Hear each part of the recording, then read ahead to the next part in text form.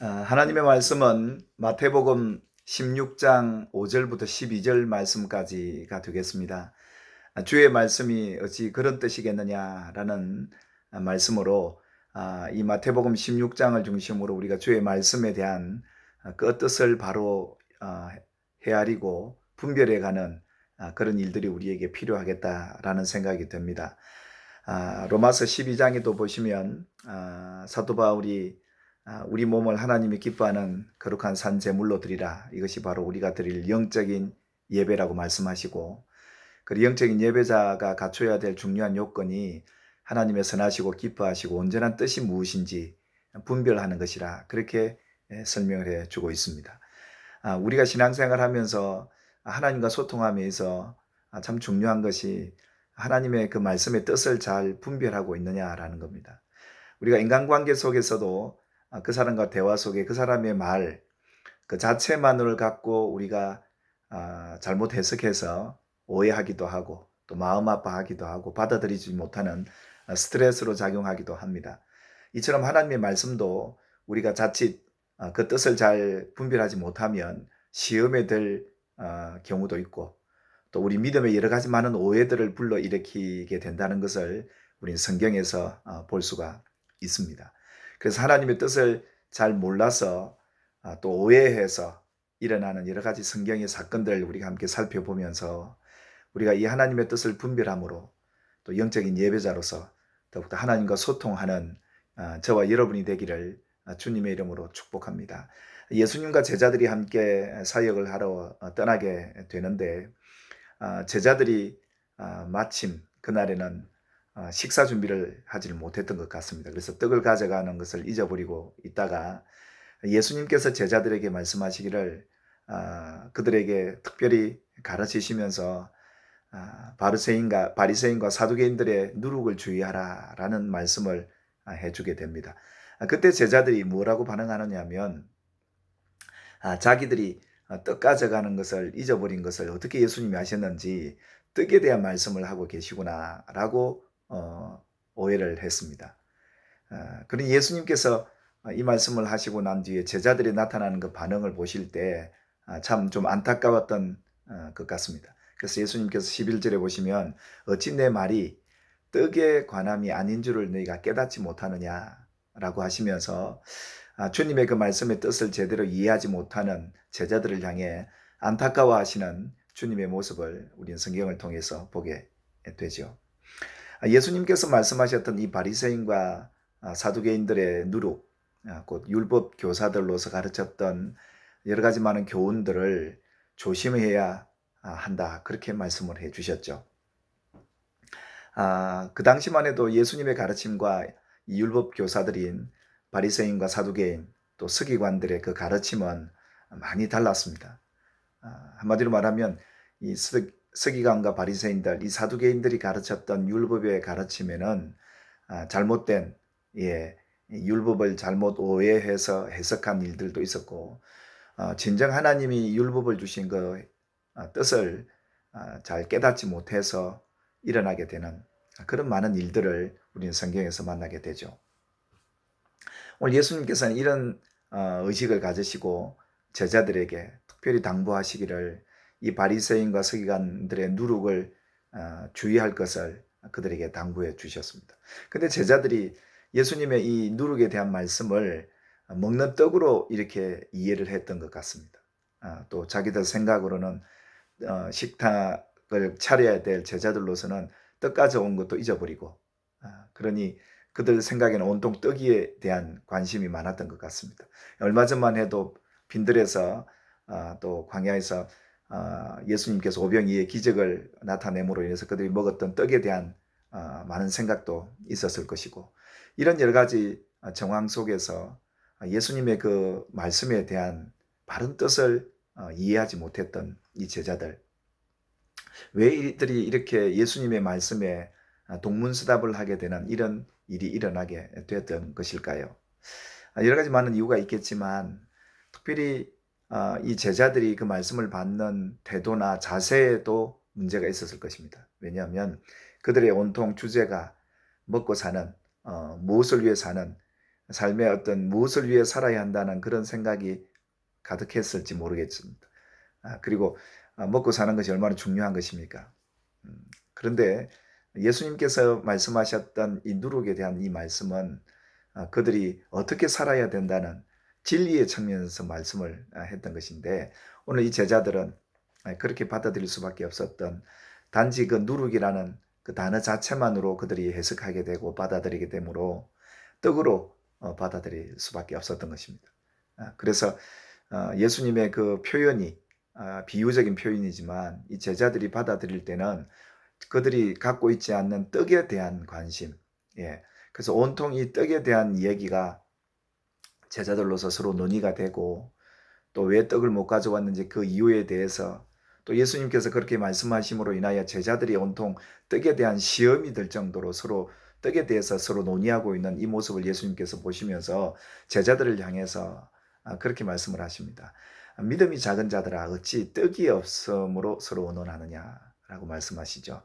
예수님께서 이렇게 말씀하시게 됐던 것은 제자들이 온통 예수님이 말씀하셨던 말씀의 뜻과는 전혀 다른 이 떡에 대한 그 관심으로 온통 그들이 받아들이고 있는 이 것에 대해서, 그리고 또 예수님께서 얼마 전만 해도 오병이의 기적으로 5천 명이 먹고 일두강줄이가 남고 또 4천 명이 먹고도 남았던 그것을 기억하지 못하느냐. 예수님과 함께 있으면서도 제자들은 여전히 먹는 것에 대한 염려, 근심, 걱정이었죠. 그래서 마태복음 6장에도 너희가 무엇을 먹을까, 뭘 입을까 염려하지 말라. 이방인들도 다 이렇게 먹을 것, 입을 것 찾는데 하물며 하나님께서 너희가 하늘에 공중에 나는 새들도 먹이시고 입히시는데, 들풀도 이렇게 입히시는데 너희일까 보냐, 믿음이 작은 자들아. 그래서 그 믿음에 대한 그 이야기들을 지적하시면서 어떻게 예수님을 곁에 두고 먹는 걱정 염려하고 있느냐, 그런 시험에 대한 얘기를 하고 있느냐, 그런 주님의 답변을 보면 제자들이 먹고 사는 일에 굉장히 집중되어 있고 그 생각이 그쪽으로 집중되다 보면 그 말씀도 그렇게 해석이 되고 받아들여집니다. 그래서 로마서에도 보면 1장에도 보면 하나님을 알 때 하나님을 영화롭게도 하지 않고 그가 감사하지 않는 이유가 이 생각의 문제, 그리고 마음이 어두워지는 그 결과, 결국은 이 마음과 생각이 허망하고 어두워짐에 있어 하나님의 뜻을 제대로 알지 못하는 이런 일들이 일어날 것을 말씀을 하셨죠. 예수님께서도 오늘 이런 상황에 이 제자들이, 그들의 생각은 온통 떡에 대한 무엇을 먹고 살아야 할지, 자기들이 떡 가져오기를 잊어버렸던 이것 때문에 뭘 먹지에 대한 염려, 근심, 걱정. 그러다 보니까 예수님에 대한 교훈을 바로 받지 못하고 그 문자 그대로 그들은 받아들일 수밖에 없었던 것 같습니다. 이 사실에 대해서 예수님께서 다시 한번 그들에게 내가 말한 것이 떡에 관한 야민 줄 어찌 깨닫지 못하느냐. 그들이 이렇게 깨닫지 못함에 있어서 다시금 바리새인과 사두개인들의 누룩을 주의하라 그렇게 말씀하시고 그들에게 일러줍니다. 그제서야 제자들이 이 떡의 누룩이 아니고 바리새인과 서기관들의 사두개인들의 그 교훈에 대해서 삼가 조심해야 된다라는 것을 알게 되죠. 그렇다면 예수님께서 왜 이렇게 바리새인, 서기관, 사두개인들의 교훈을 삼가하라고 말씀하셨을까요? 그 말씀은 마태복음 5장에서부터 계속 말씀을 하시는데, 예수님께서 말씀하셨던 그 내용은 우리가 잘 알고 있는 산상수훈이라고 여겨지는 마태복음 5장부터 나오는 말씀인데, 5장 21절에 보시면 이렇게 말씀하고 있죠. 옛 사람에게 말한 바 살인하지 말라. 누구든지 살인하면 심판을 받게 되리라 하였다는 것을 너희가 들었으나, 예수님께서 제자들에게 산상수훈을 말씀하시면서 율법에 대한 말씀을 하셨습니다. 이 말씀을 하시면서 옛 사람에게 말한 바 살인하지 말라. 누구든지 살인하면 심판을 면하지 못할 것이다 라고 하였던 이 말씀을 그들이 듣고 배웠습니다. 서기관과 바리새인들, 사두개인들이 가르쳤던 율법 교사들로부터 배웠던 이 말씀을 그들이 그렇게 알고 듣고 지키고 있었더랬습니다. 그런데 예수님께서는 그들에게 가르쳤던 그 내용은 그 문자적으로 살인하지 말라고 얘기하는 것이 아니라 도리어 형제에게 노하는 자마다 심판을 받게 되고, 형제를 대하여 라가라고 하는 자는 공의에 잡혀가게 되고, 미련한 놈이라고 하는 사람은 지옥불에 들어가게 될 것이다 라고 말씀을 하십니다. 오늘 예수님께서 가르치는 이 교훈과 지금까지 이 서기관과 바리새인 사두개인들이 가르쳤던 율법의 교훈이 뭐가 다른 것입니까? 네. 여기서 우리는 중요한 요점을 발견하게 되죠. 서기관과 바리새인 이 사두개인들이 가르쳤던 이 율법은 그 문자 그대로 살인하지 말라, 살인하면 지옥 간다, 심판을 반드시 받게 된다 라는 말씀으로 나는 살인하지 말아야 된다, 지옥 가지 않기 위해. 그래서 자기는 살인하지 않았기 때문에 천국 간다고 믿고 있던 사람들입니다. 그리고 또 그들은 그렇게 가르쳤습니다. 그런데 반면에 그들은 살인은 하지 않지만 형제들을 향해서 노하고 욕하고 비난하는 이런 삶들은 여전히 있었던 것이죠. 왜 그렇습니까? 율법을 그저 하나님이 주신 그 문자적인 해석으로만 살인하지 않으면 천국 간다라고 여겼기 때문에 이 예수님이 가르쳤던 율법의 가르침과는 전혀 다른 겁니다. 이게 뭐가 다른 겁니까? 네, 하나님이 왜 이 율법의 계명을 주셨느냐라는 겁니다. 왜 살인하지 말라는 계명을 주셨느냐는 겁니다. 이것은 자신이 남을 안 죽이고 자기가 의롭게 지켜서 천국 가는 그런 뜻으로 주신 게 아니라 이웃을 정말 형제를 내 이웃을 정말 사랑하고 축복하고 아무래도 그 형제가 잘못하더라도 거기에 대해서 비난하지 말고 그 형제를 사랑해 줄 것을 하나님은 원하셨기에 이 계명을 이 십계명을 주셨던 것입니다. 근데 그들은 그들의 가르침은 이랬던 것이죠. 그래서 예수님께서 산상수훈의 말씀에 너희가 바리새인과 서기관의 의로는 절대 천국까지 들어가지 못한다. 어떻게 이 수준 가지고 천국 들어가겠느냐? 예수님은 그 말씀이셨습니다. 왜 그렇습니까? 하나님이 이 당신의 백성들에게 주었던 이 계명은 하나님을 사랑하고 이웃을 사랑하는 그 강령, 그것이 하나님의 뜻이었는데 이 백성들은 그 뜻과는 상관없이 내가 간음하지도 않고 살인하지도 않고 참 이웃들에게 해를 끼치지 않는 참 선한 의인으로 살았다라고 여기고 그렇게 천국 가는 것으로 알고 믿고 가르쳤던 겁니다. 그러니까 예수님께서는 이들의 의 가지고는 천국에 들어가지도 못한다. 더 나아야 들어갈 것이다 너희는. 그래서 제자들이 이 말씀을 들을 때 우와, 이 교훈은 권세 있는 새 교훈이로다. 바리새인과 서기관들이 가르쳤던 그 교훈과 너무도 다르다는 것을 그들이 알고 반응을 하지 않습니까? 이처럼 이 바리새인과 사두개인 서기관들의 율법적인 가르침은 문자적인 해석으로만 받아들이고 하나님이 그 문자를 통해서 주신 계명의 참 뜻을 분별하지 못했기 때문에 천국에 들어갈 수 없는, 그래서 이런 믿음에 많은 오해를 갖게 되었던 것이죠.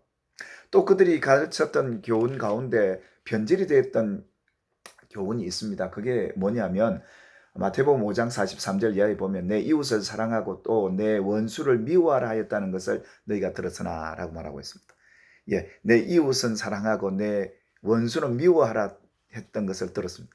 하나님이 원수를 미워하라는 이 의미는 어떻게 받아들였냐 하면 자기들과 함께 살아가고 죄 안 짓고 하나님의 뜻대로 살아가는 그 사람들, 자기와 다르지 않는 사람들은 이웃이라고 여겼고 죄 짓고 자기와 다른 사람은 전부 원수처럼 여겼던 겁니다. 그래서 죄를 지으면 같이 식사도 하지 않고 함께 왕래도 하지 않고 교류도 하지 않습니다. 근데 하나님이 이 죄인들과 함께 거하지 말라는 이 의미를 미워하라는 말로 그들이 오해해 버리는 겁니다. 어디에 하나님이 원수를 미워하라는 말이 있겠습니까? 그래서 이렇게 가르칠 수밖에 없었던 겁니다. 근데 하나님은 무엇입니까? 예수님을 통해 다시금 이 율법을 왜 주었는지에 대해서 다시금 율법의 완성을 얘기하시면서 바리새인과 서기관들이 가르치고 알고 믿고 있던 이 의수준 가지고는 천국에 들어갈 수 없다라고 아주 충격적인 메시지를 예수님께서 하셨던 것이죠. 그러니까 그들은 지금까지 배워왔고 가르쳤던 내용은 하나님의 율법을 문자적인 해석으로만 받아들이고 자기들이 그런 죄 안 저지름에 대해서 강조를 두었던 것이고 또 거기에 대해서 하나님의 뜻과는 상관없이 지키면서도 이웃을 형제를 미워하고 욕하고 하는 이런 일들이 비일비재했기 때문에 당연히 천국의 의로서는 부족했던 것입니다. 그들이 틀렸다는 것이 아니라 이 하나님의 뜻을 분별 못함으로 인해서 자기는 의롭게 살았을지 모르지만 하나님의 의 앞에는 참 부족한 게 많았던 것이기에 예수님께서 이 율법을 완성하러 왔다 하시면서 율법을 왜 이렇게 열거하시면서 말씀을 전했냐 하면 바로 하나님의 뜻이 무엇인가를 그들에게 가르치고자 했던 겁니다. 그래서 결국 율법의 완성은 사랑 아니겠습니까? 하나님을 사랑하고 이웃을 내 몸과 같이 사랑하는 이것이 율법의 강령이요 하나님의 뜻인데 그 뜻과는 상관없이 문자적인 그 계명만 지키고 있던 그 바리새인과 사두개인 서기관들의 의 가지고는 천국에 들어가지도 못하는, 결국 이 하나님의 뜻을 발견하지 못하니까 믿음의 오해가 찾아오게 되고 천국이 아닌 천국을 잃어버리게 되는 그런 결과까지도 성경을 통해 만나게 됩니다. 이처럼 우리가 하나님의 뜻을 분별하지 못하면 아무리 우리가 문자적으로 하나님의 말씀을 믿고 내가 그렇게 살았어도 이 뜻대로 행하지 않는 자가 어찌 천국에 들어가겠습니까? 예수님의 말씀이 이것입니다. 제자들도 마찬가지 바리새인과 서기관의 누룩을 떡으로만 그냥 그렇게 받아들이게, 문자적으로 해석하고 받아들이게 되고, 바리새인과 서기관들처럼 계명에 대한 이 문자적인 해석으로 믿고 살아왔던 그들에게는 하나님의 뜻과는 상관이 없이 지켜만 왔던 이 율법의 삶이 결국 천국과는 그리가 그렇게 가깝지 않는 그런 결과까지 초래하게 됐던 것을 우리 성경을 통해 발견하게 되죠. 그래서 하나님과 소통하며 영적인 예배자로서 이 하나님의 선하시고 기뻐하시고 온전한 뜻이 무엇인지 분별할 수 있는 사람이 하나님을 진정으로 예배하는 영적 예배자로 설 수 있고 하나님과 소통할 수 있다는 사실을 성경을 통해 우리에게 알려주었습니다. 그래서 주님의 말씀이 이런 말씀이신데 하나님의 계명이 이런 뜻일진데 그들이 이 뜻을 알지 못하고 오해하고 있음으로 인하여 일어났던 여러 가지 성경의 사건들이 많이 기록되어져 있습니다. 오늘 첫 시간으로 주의 말씀이 어찌 그런 뜻이겠느냐, 우리가 주의 말씀 잘 분별해서 그 말씀을 잘 깨닫고 행하는 복 있는 성도들 되시기를 주님의 이름으로 축복합니다. 아무쪼록 저와 여러분이 이 시간을 통해서 주의 말씀의 뜻을 우리가 하나하나 더 알아가면서 하나님과 더 가까워지고 하나님과 더 깊이 소통함으로 이 어려운 시대를 잘 이겨내기를 주님의 이름으로 축원합니다. 주님의 이름으로 축복합니다. 할렐루야.